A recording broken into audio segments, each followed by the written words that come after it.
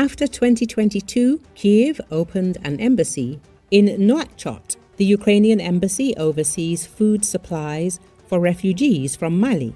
Ambassador for African Affairs Maxime Subh said that even before the Russian army's invasion, Ukraine was training the Mauritanian Armed Forces, sharing new technologies. Reuters reports. Ukraine's new activity comes amid ongoing tensions between Mali, where the Kremlin backs the Tuaregs, and Mauritania.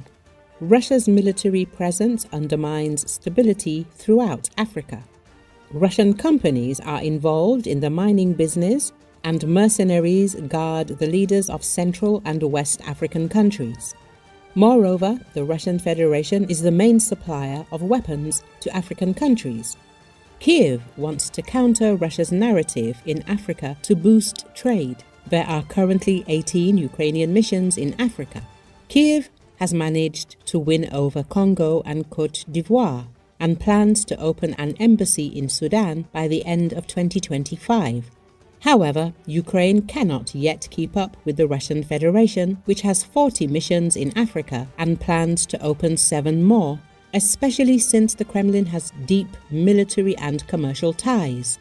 Kiev is mainly trying to enlist the support of African countries by sending food. In total, Kiev has managed to send about 300,000 tons of food to date. In April 2025, Zelensky became the first Ukrainian president to visit South Africa, a close ally of the Russian Federation.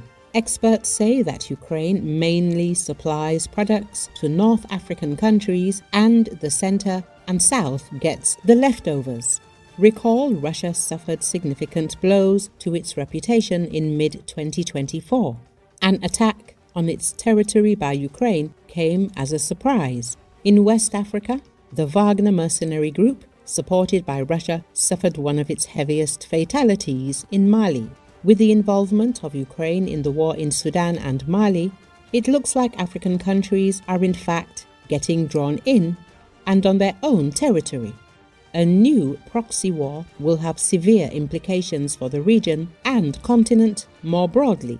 The security dynamics in Africa are very complicated, with issues such as ethnicity, religion, inequality, topography, and poverty adding to the fragility. Libya is an example of how external interference could result in a conflict lasting decades and destabilizing the entire region. African leaders must avoid such foreign intervention as that of Libya, which has been labeled a failure.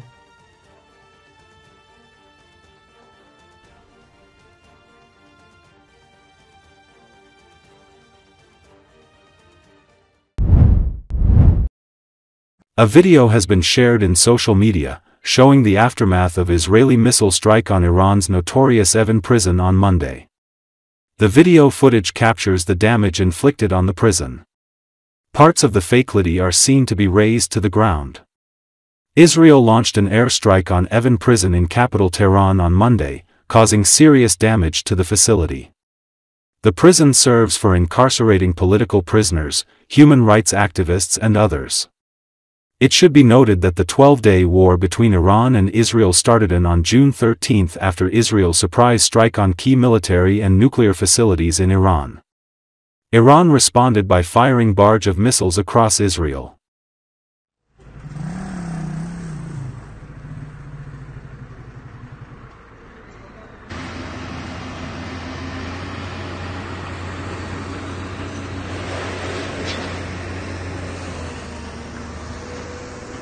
اینجا همونطور که مشاهده میکنید بهداری زندان اوین هستش که مورد اصابت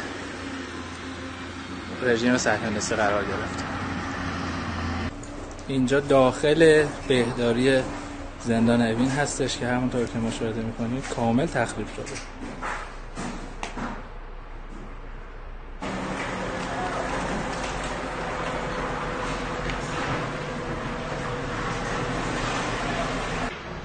اینجا هم یکی از اتاقهای بهداری زندان اوین هستش که مورد اصابت قرار گرفت.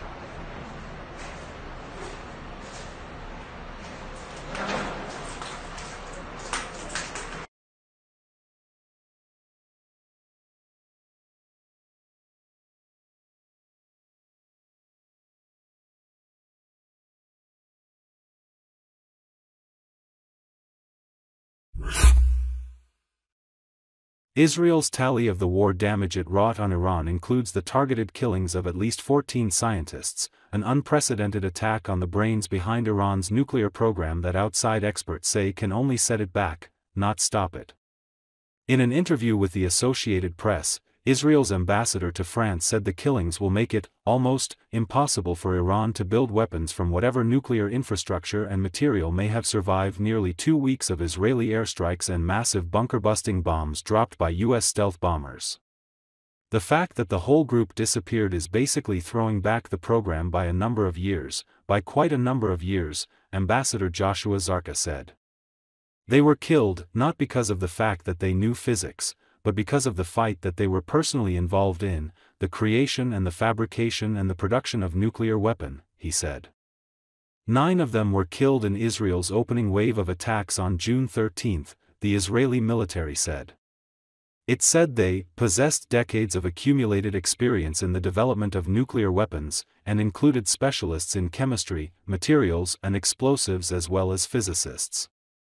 Zarka spoke Monday to the Associated Press.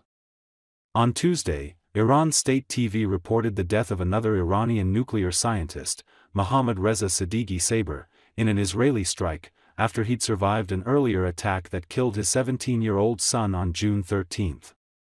Israel has long been suspected of killing Iranian nuclear scientists but previously didn't claim responsibility as it did this time. In 2020, Iran blamed Israel for killing its top nuclear scientist, Mohsen Fakhrizadeh, with a remote-controlled machine gun. It delayed the program, but they still have a program. So it doesn't work, said Paris-based analyst Lova Rinal, with the Foundation for Strategic Research think tank. Without saying that Israel killed Fakhrizadeh, the Israeli ambassador said his elimination also postponed the nuclear program and the nuclear capabilities by a certain time. How quickly nuclear work could resume will in part depend on whether Israeli and U.S. strikes destroyed Iran's stock of enriched uranium and equipment needed to make it sufficiently potent for possible weapons use.